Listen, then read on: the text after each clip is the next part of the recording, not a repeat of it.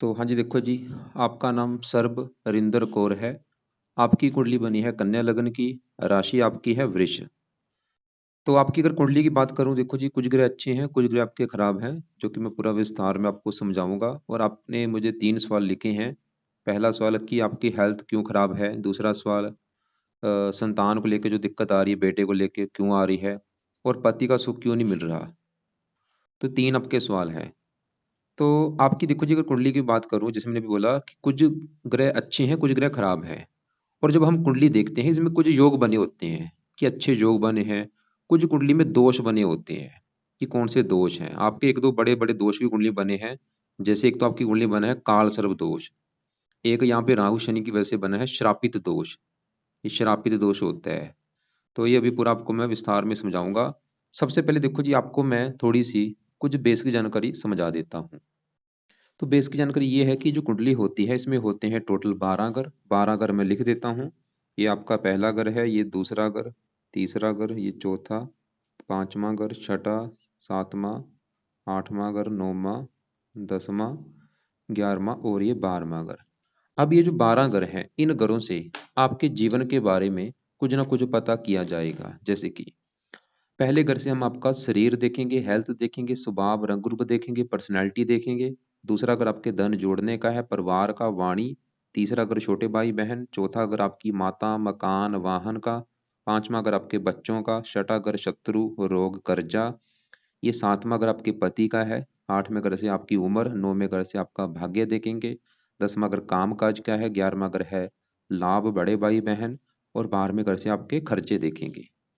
तो आपने मेरी 2 बातें नोट कर लेनी है। पहली बात, जो मैंने 12 ग्रह बोले हैं वो याद कर लो। और दूसरी बात, इन 12 ग्रहों से जो कुछ देखा जाएगा वो याद कर लो। और अब आप ये देखो कि आपने देखना क्या है, वो घर देखो।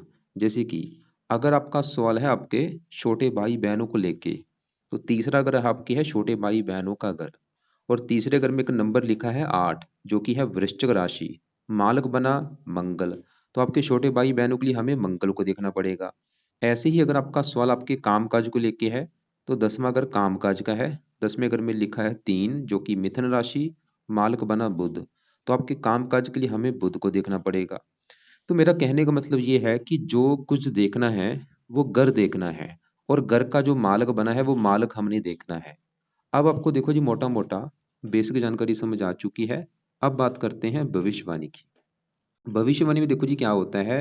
ये जो 9 ग्रह होते हैं, ये 9 ग्रह ज्यादा एक्टिवेट कब होते हैं, जब इनकी चलती है दशा।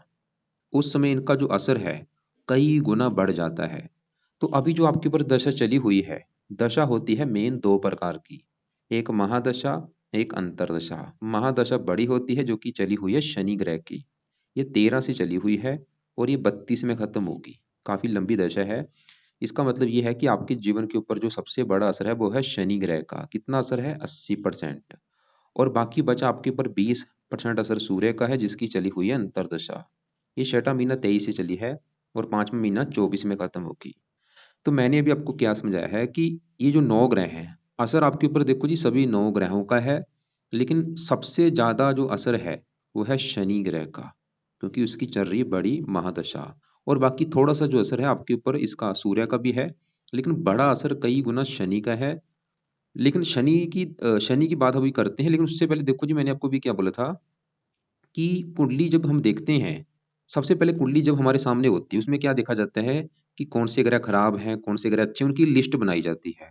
और ये भी देखना पड़ता है कि कुंडली में कौन से दोष बने हैं, कौन से योग बने हैं। तो आपकी कुंडली में दो बड़े बने हैं दोष। सबसे बड़ा दोष बना है काल सर्प दोष। वो कैसे बना है? यहाँ पे बैठा है राहु 7वें घर में, और ये केतु बैठा है पहले घर में। और इधर वाला हिस्सा पूरा खाली है। देखो, दूसरा घर खाली, तीसरा, चौथा, पांचवा, छठा। इन घरों में आपको कोई ग्रह नजर नहीं आ रहा। केतु राहु ने सभी ग्रह एक साइड में कर रखे हैं। इसे कहते हैं काल सर्प दोष। और ये सबसे बड़ा दोष होता है। जब ये कुंडली में बनता है, उस बंदे की लाइफ में दिक्कतें पैदा कर देता है। ये दोष का कारण क्या है? देखो जी, राहु क्या है? ये सांप है, सांप का मुख है। केतु है इसकी पूंछल। तो इसकी वजह से क्या होता है, जैसे कि जहाँ देखो आपको मैं समझाता हूँ। ये है राहु, ये सर है, सांप का सर लगा लो, ये सर हो गया और ये पीछे पूंछल होगी। तो ये दोष की वजह से क्या होता है, इन्होंने सभी ग्रहों को कैद कर लिया है। मतलब सभी ग्रह एक साइड में कैद हो चुके हैं इस दोष की वजह से। अब ये दोष देखो जी, जैसे कि आपकी भी कुंडली बना है, हो सकता है और भी किसी बंदे की कुंडली बना हो, सबका दोष अलग अलग होता है। जैसे आपका केतु पहले घर में है, राहु छठ सातवें घर में है, इन घरों की हानि ज्यादा होगी, पहले घर की और सातवें घर की। सातवां घर अब किसका है? सातवां घर आपके पति का घर है। मतलब राहु आपके पति घर की हानि करेगा और केतु आपके पहले घर की। मतलब आपका ये शरीर है पहला घर। जैसे मैंने आपको भी बोला था 12 घरों से कुछ ना कुछ देखा जाएगा। ये पति का घर हो गया, ये पांचवा घर बच्चों का है, चौथा माता का है, तीसरा छोटे भाई बहन। ऐसे ही पहला घर जो है ये आपका घर है कि आप कैसी होंगी, आपका रंग रूप कैसा होगा। तो केतु पहले घर को खराब करेगा काल से दुष्ट बनने की वजह से, और राहु सातवें घर को खराब करेगा। मान लो कोई बंदा है, उसका केतु चौथे घर में है और राहु 10वें घर में है।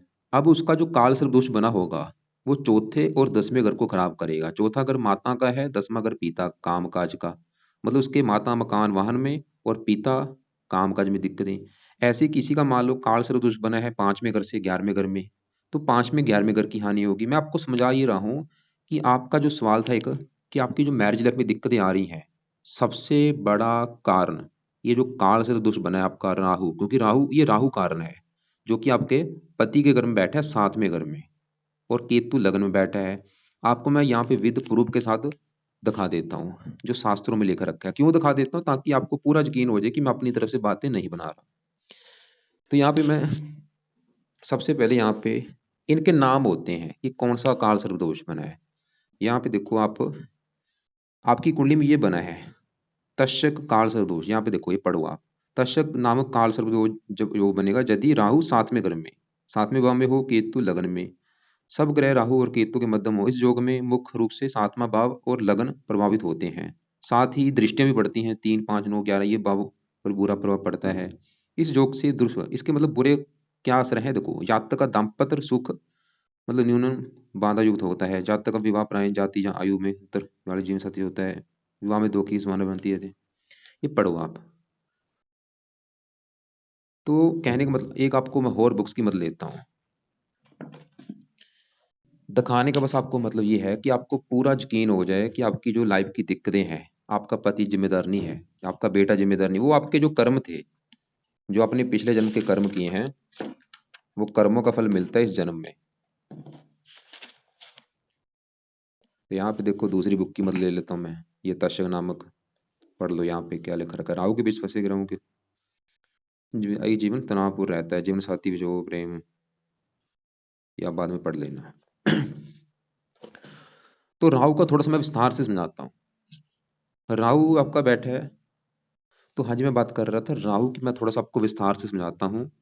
मैंने ऐसी हजारों कुंडलियां देखी हैं, रोजाना 10 20 कुंडलियां देखता हूँ। क्या देखा है मैंने कि जब भी ये राहु ग्रह 7वें घर में बैठता है, ये मैरिज लाइफ में दिक्कतें पैदा कर देता है। खाली ये नहीं कि आपका काल से दोष बने तभी ये मैरिज लाइफ में दिक्कतें पैदा कर रहे, नहीं। चाहे आपका काल से दोष ना भी बना होता है और राहु यहाँ पे बैठ चुका है किसी भी कुंडली में, इसने मैरिज लाइफ में दिक्कतें पैदा करनी ही करनी है। क्या करता है? सबकी अलग अलग दिक्कतें होती हैं। जहाँ तो ऐसे लोगों का कई बार विवाह नहीं होता, या तलाक हो जाता है, या पति पत्नी में लड़ाई झगड़े होते रहते हैं, या मतलब विवाह देरी से होता है। इसकी सबकी अलग अलग दिक्कत होती है। मतलब आपका राहु जो है, देखो जी, ये 7वां घर है किसका? देखो, सात मैंने आपको भी एक फार्मूला समझाया था कि जो कुछ देखना है, जैसे कि मान लो आपका पति का सुख देखना है, तो पति का घर कौन सा है? 7वां घर पति का घर है। अब आपको मैंने फार्मूला क्या समझाया है कि घर का मालक देखना है, तो पति के लिए 7वां घर, और 7वें घर में क्या लिखा है? 12, जो कि मीन राशि है। मालक कौन बना? गुरु। तो आपके पति के लिए हमें गुरु ग्रह को देखना पड़ेगा। और गुरु ग्रह के अलावा पति के घर में 7वें घर में राहु शनि बैठे हैं, इन दोनों को भी देखना पड़ेगा। तो 3 ग्रह देखकर डिसाइड होगा पति के बारे में। तो सबसे पहले मैं 7वें घर में अभी राहु की क्योंकि बात कर रहा हूँ, तो राहु आपका देखो जी खराब होने का 2 3 कारण है। एक तो काल से दुष्ट बना है, इसकी वजह से खराब है। दूसरा, राहु जहाँ 7वें घर में बैठा है, ये किसका घर है? गुरु का घर है। और गुरु इसका दुश्मन है, ये अपने दुश्मन के घर में आके बैठा है। आपको मैं एक एग्जाम्पल समझाता हूँ। जैसे कि देखो जी, मेरा घर है, मैं अपनी घर की बात कर रहा हूँ। मेरे घर में मेरा कोई दुश्मन आ जाए, मान लो मेरे घर में 2 मेरे दुश्मन आ चुके हैं। अब वो मेरे 2 दुश्मन जो होंगे वो मेरे घर में आ चुके हैं, तो घर का क्या करेंगे? नुकसान कर देंगे। घर में टीवी तोड़ देंगे, फ्रिज तोड़ देंगे, बेड तोड़ देंगे। वो काम यहाँ पे राहु शनि करेंगे। खासकर राहु 7वें घर में गुरु को अपना दुश्मन मानता है, तो राहु 7वें घर का कर देगा सत्यानाश। मतलब राहु आपको पति के सुख में कमी करेगा बड़े लेवल पे। या तो पति से बनेगी नहीं, पति से लड़ाई झगड़े होंगे, मतलब वैवाहिक जीवन आपका जो है वो नरकमय होगा।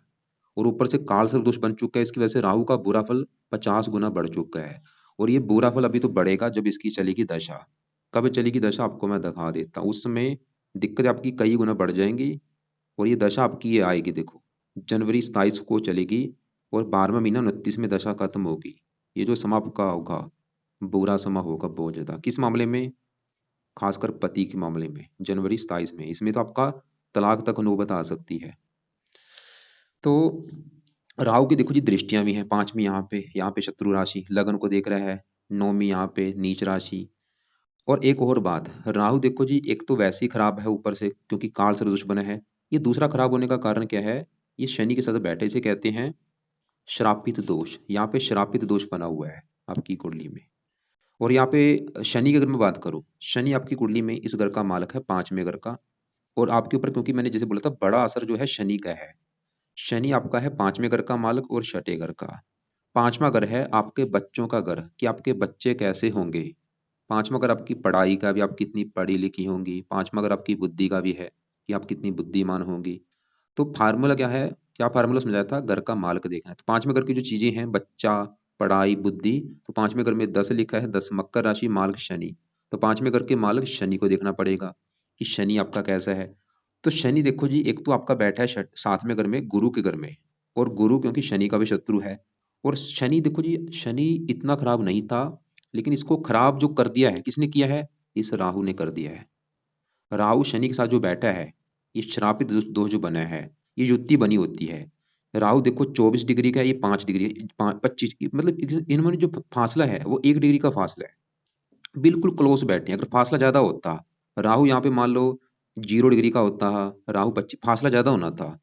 क्योंकि देखो मान लो मेरे साथ मेरे घर में मेरा दुश्मन बैठा हो, तो दुश्मन में अगर बिल्कुल मेरे क्लोज बैठा है, साथ में ही बैठा है, तो क्या होगा? नुकसान ज्यादा ही होगा। अगर मान लो एक ही घर में दुश्मन एक दूसरे कोने में बैठा है, मैं दूसरे कोने में हूँ, फासला ज्यादा है, नुकसान कम होगा। ऐसे ही फासला ये जुत्ती तब ज्यादा लागू होती है अगर ये बिल्कुल क्लोज बैठे हैं। तो कहने का मतलब ये है कि शनि इतना खराब नहीं होना था जितना इस राहु की वजह से हो चुका है। अब शनि का बुरा फल क्या है? शनि भी 7वें घर को खराब करेगा। पत्नी से ये पति संबंधी शनि भी आपको दिक्कतें पैदा करेगा। आपकी मैरिज लाइफ में शनि की वजह से भी दिक्कतें आएंगी, क्योंकि दोष बन चुका है, श्रापित दोष। और शनि जिस घर का मालक है, संतान के घर का, संतान को लेकर दिक्कतें, पढ़ाई संबंधी दिक्कतें, बुद्धि भ्रमित। शनि का भी दशा भी चल रही है, लगन को देख रहा है, हेल्थ खराब कर देगा, क्योंकि छठे घर का भी मालक है। तो यहाँ पे आपके लिए जो उपाय करने जरूरी हैं, एक तो शनि के भी जरूरी हैं, राहु के भी जरूरी हैं। अब देखो जी हमने राहु शनि को देखा, वैसे यहाँ पे देखो जी हजारों चीजें बताने वाली हैं, लेकिन आपको मैं सिर्फ शॉर्टकट में चीजें बता रहा हूँ, थोड़ा बहुत बता रहा हूँ ताकि आपको एक समझ आ जाए। बताने को तो यहाँ पे काफी चीजें हैं। अब आगे बढ़ते हैं। आपको मैंने भी बोला था आपके पति का सुख देखना है, 3 ग्रह देखने पड़ेंगे, क्योंकि 7वें घर का जो मालक गुरु है उसको भी देखना पड़ेगा। 7वें घर में हमने राहु शनि को देखा, वो तो आपके इस घर की कर रहे हैं हानि। अब 7वें घर का जो मालक गुरु है, गुरु आपका, गुरु भी आपका खराब है। क्यों खराब है? लेकिन गुरु अच्छे फल भी देगा, लेकिन खराब फल ज्यादा देगा। 100 में से समझ लो 50-60% खराब फल है। कारण क्योंकि गुरु जहाँ बैठा है 12वें घर में, ये घर है खराब घर, इस घर से खर्चा देखा जाता है, हानि, दान दंड, हॉस्पिटल के खर्चे, पागल खाना, विदेश यात्रा, जेल यात्रा, हत्या, आत्महत्या। अब गुरु देखो जी, गुरु है इस घर का मालक, 7वें घर का, पति घर का। 7वें घर को पहला घर माने, 1 2 3 4 5 6। अपने घर से छठे घर में, एक तो वो भी कारण हो गया खराब होने का, ऊपर से 12वां घर हानि का। और ये इसकी वजह से, गुरु की वजह से योग बना है विवाह भंग योग। मतलब गुरु ये दिखा रहे कि आपको विवाह संबंधी दिक्कतें आएंगी। जहाँ तो आपका जो है पति है उससे बनेगी नहीं, यहाँ पति के ऊपर खर्चा ज्यादा होगा, जब पति की हानि होगी, मतलब गुरु भी आपको पति संबंधी दिक्कतें पैदा कर रहा है। और देखो जी गुरु जो है, ये कुंडली में 5 घरों का कारक होता है। ये दूसरे घर का भी कारक होता है, धन का कारक है। 5वें घर का कारक होता है, संतान का कारक होता है, पुत्र का कारक होता है, ये पति का कारक होता है। क्योंकि ये सभी ग्रह किसी न किसी चीज के कारक होते हैं। जैसे शुक्र किसका कारक होता है? विवाह का कारक, कारक, पत्नी का कारक। ऐसे गुरु किसका कारक है? पति का कारक, पुत्र का कारक, संतान का कारक। मतलब अगर गुरु खराब है समझ लो कुंडली खराब है। क्योंकि आपका गुरु 12वें घर में है। मतलब आपका जो सवाल था कि पुत्र को लेकर दिक्कत क्यों आ रही है, 5वें घर का मालक शनि और राहु के साथ बैठा है, एक तो वो कारण है। और गुरु आपका पुत्र का कारक, वो 12वें घर में बैठा है हानि घर में। और गुरु संतान के घर का भी मालक है, और वैसे भी आपके पति के घर का मालक भी बना है। मतलब गुरु भी आपको विवाह संबंधी दिक्कतें पैदा कर रहा है, और गुरु इस चौथे घर का भी मालक है जहाँ पे 9 लिखा है। अब ये चौथा घर जो है, ये चौथा घर आपकी माता, मकान, वाहन, भूमि, जमीन, जायदाद, ये चीजें चौथे घर से, और चौथे घर में 9 लिखा है मालक गुरु, जो कि 12वां घर, ये 12वां घर विदेश का भी है। चौथा घर जन्मभूमि का होता है। जन्मभूमि का मालक जब भी 12वें घर में बैठता है, ऐसे बंदे विदेश जाते हैं, ये आपको विदेश लेके जाएगा जन्मभूमि से, क्योंकि चौथा घर जन्मभूमि चलेगी विदेश के घर में। और वैसे आपको मकान वाहन संबंधी भी दिक्कतें पैदा करेगा ये। और गुरु की दशा में भी दिक्कतें आएंगी। अब गुरु की दशा कब चलेगी, जैसे कि बड़ी दशा शनि की है, 32 में खत्म होगी। छोटी दशा किसकी है, सूर्य की। और सूर्य की बाद चलेगी चंद्रमा की, फिर चलेगी मंगल की, फिर चलेगी राहु की। तो राहु की दशा में दिक्कतें तो आएंगी। राहु के बाद किसकी चलेगी, बृहस्पति की दशा, गुरु ग्रह की। ये 12 महीना 29 से चलेगी 32 में, इसमें भी दिक्कतें आएंगी। खासकर राहु की दशा में दिक्कतें ज्यादा होंगी। अब तो हमने आपका, देखो जी, आपका जो विवाह का सवाल है वो कवर हो चुका है, और संतान का सवाल भी कवर हो चुका है। मतलब आपकी जो मैरिज लाइफ में दिक्कतें आ रही हैं, सबसे बड़ा कारण राहु ग्रह है। दूसरा कारण 7वें घर में पति घर में बैठा शनि है। तीसरा कारण 7वें घर का मालक गुरु है। तो 3 कारण है मैरिज लाइफ में दिक्कतें आने का। सबसे बड़ा कारण वैसे राहु है। और आपका जो संतान को लेकर सवाल है कि संतान संबंधी दिक्कतें क्यों आ रही हैं, 5वें घर का मालक शनि का साथ में राहु के बैठना, ये कारण है। और संतान का कारक गुरु, और पुत्र का कारक गुरु, वो 12वें घर में बैठा है। अब आपका एक सवाल था हेल्थ क्यों खराब हो रही है। तो जैसे मैंने आपको भी बोला कि 12 घरों से कुछ ना कुछ देखा जाता है। ये पति का घर हो गया 7वां, 5वां घर बच्चों का है, चौथा घर माता का है, तीसरा घर छोटे भाई बहनों का। ऐसे ही जो पहला घर है, ये आपका घर है कि आप कैसी होंगी, आपका रंग रूप कैसा होगा, आपकी पर्सनैलिटी, सर, मस्तक, हम इस पहले घर से देखेंगे। और फार्मूला क्या है, घर का मालक देखना है, तो पहले घर में 6 लिखा है, कन्या राशि, मालक बना बुध। तो आपके बारे में अगर जानना है, हमें बुध को देखना पड़ेगा। और बुध के अलावा पहले घर में क्योंकि केतु बैठा है, इसको भी देखना पड़ेगा। तो 2 ग्रह देख के डिसाइड होगा आपकी हेल्थ के बारे में। और आपको मैंने भी जैसे दिखाया था कि जब काल सर्प दोष बनता है, तो हानि किन घरों की होती है, जिन घरों में ये बैठे होते हैं। मतलब राहु पति घर में है तो पति की हानि करेगा। केतु पहले घर में है, मतलब आपके घर में बैठा है कि आप जो हैं, आपकी हानि करेगा। आपकी हानि मतलब केतु पहले घर में क्या करेगा, आपके शरीर की हानि करेगा, आपकी हेल्थ की हानि करेगा, आपकी पर्सनैलिटी खराब कर देगा, आपका रंग रूप खराब कर देगा, आपके स्वास्थ्य को खराब कर देगा ये केतु। काल सर्प दोष बनने की वजह से, मतलब केतु भी काल सर्प दोष बनने की वजह से खराब हो चुका है। तो आपकी देखो जी, हेल्थ अगर खराब हो रही है, बड़ा कारण है केतु का पहले घर में बैठना, कारण काल सर्प दोष बना हुआ है, क्योंकि वो घरों की हानि ज्यादा हो रही है जिस घर में ये बैठी है। राहु पति घर की हानि कर रही है, आपकी हानि कर रहा है।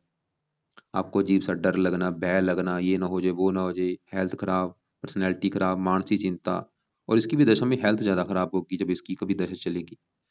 तो इसके भी आपको मैं अभी उपाय बताऊंगा, लेकिन उससे पहले पहले घर में जो 6 लिखा है मालक बुध, उसकी अगर बात करूं, वो बैठा है 8वें घर में।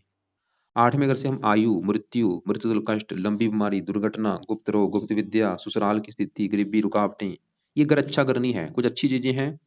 तो बुध सवाल की अच्छा जब बुरा है, बुध देखो जी आपका ज्यादा खराब फल देगा, थोड़े से अच्छे फल देगा।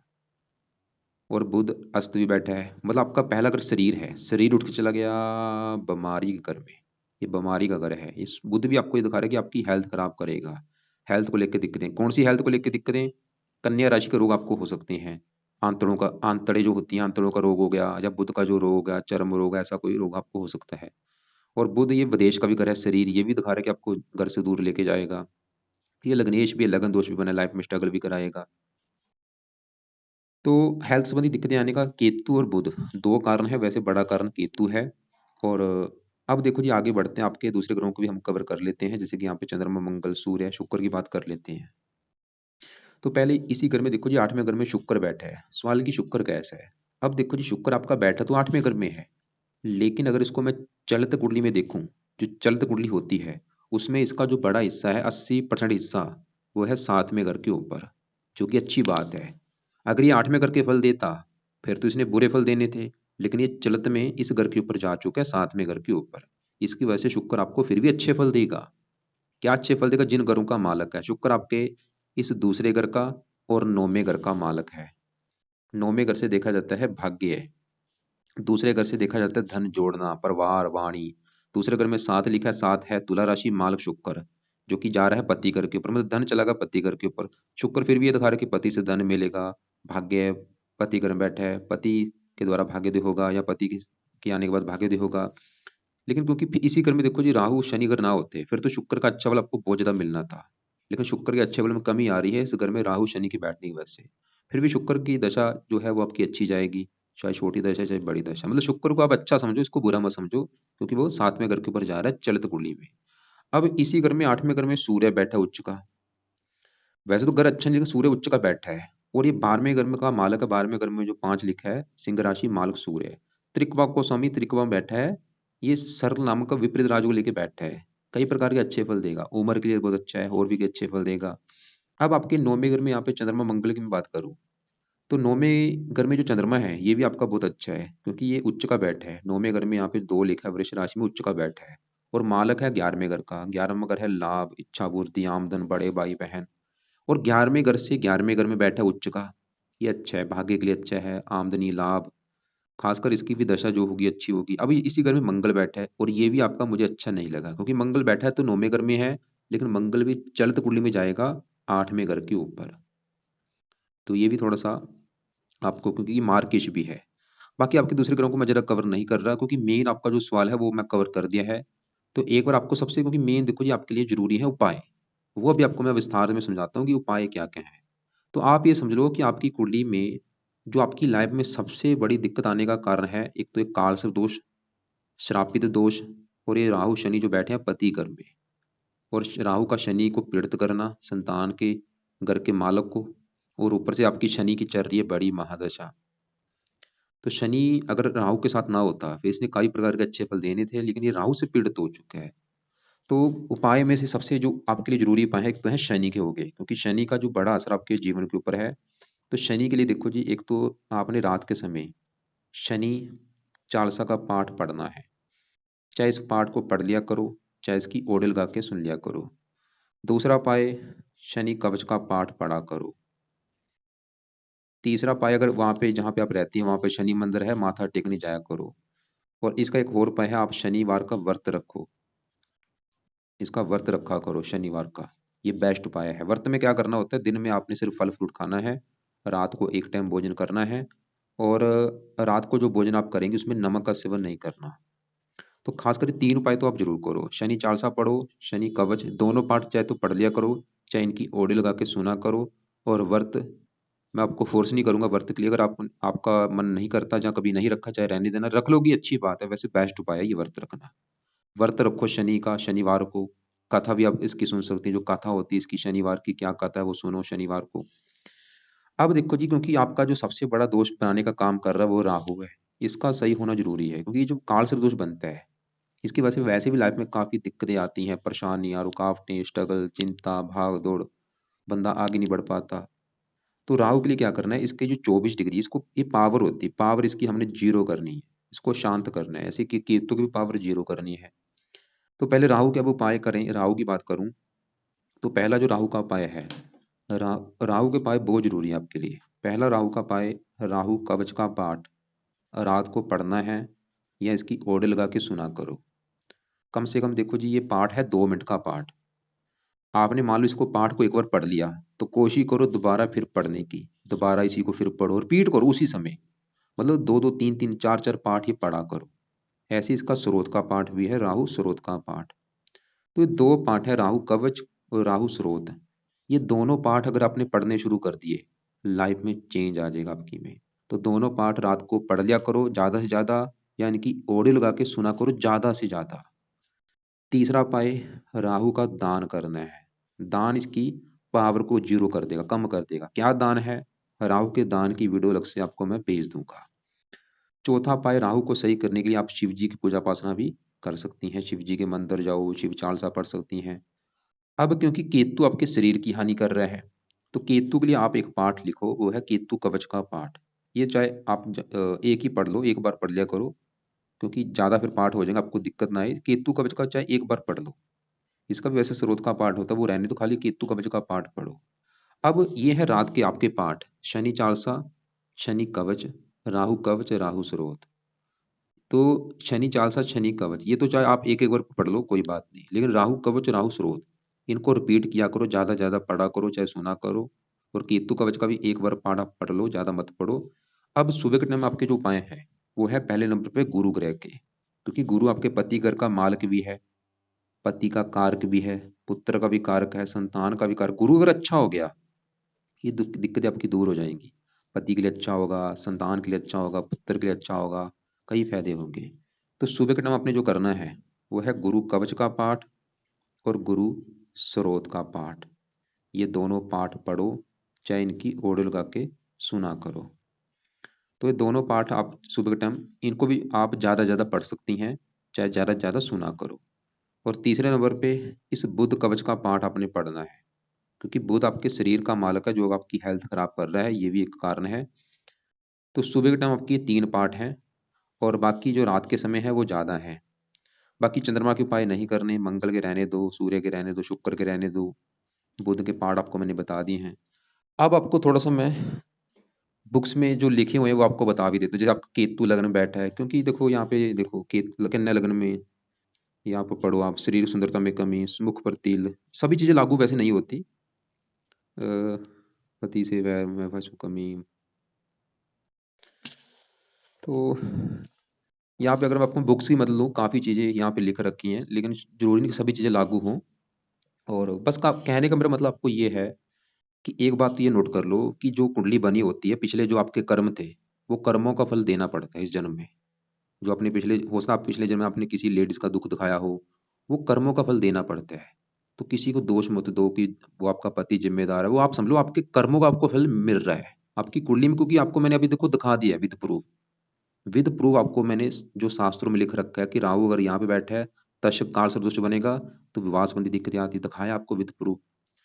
तो करना क्या है, सवाल ये है। तो करना ये है कि आप इनके पाठ पूजा करो, इनके आगे गिड़गिड़ाओ, नमन करो इनके आगे, अपनी गलतियों की माफ़ी मांगो।